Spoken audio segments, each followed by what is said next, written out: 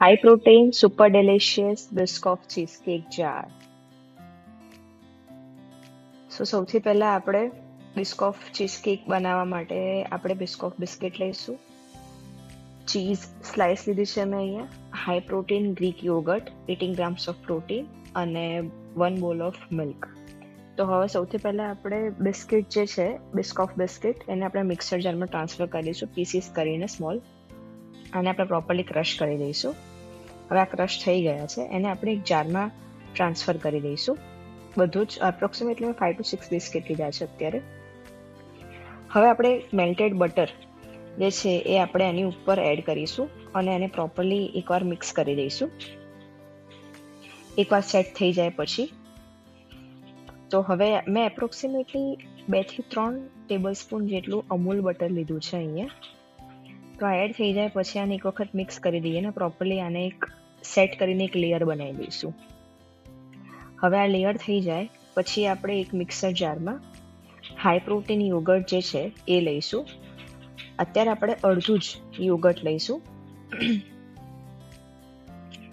પછી આપણે બિસ્કોફ biscuit approximately 3 to 4 થોડા સ્મોલ પીસીસ કરીને એડ કરીશું આની અંદર.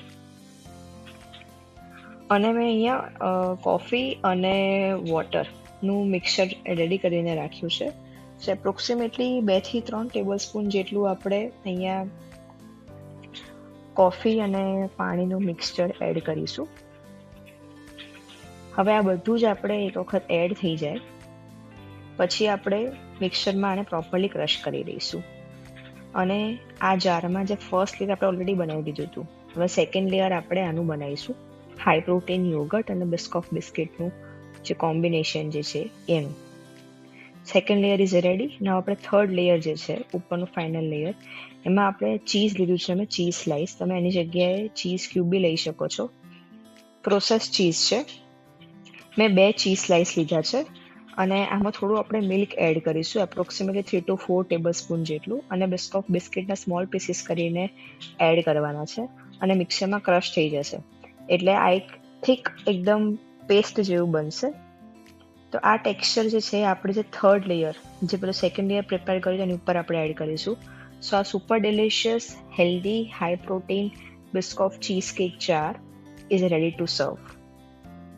Thank you for watching.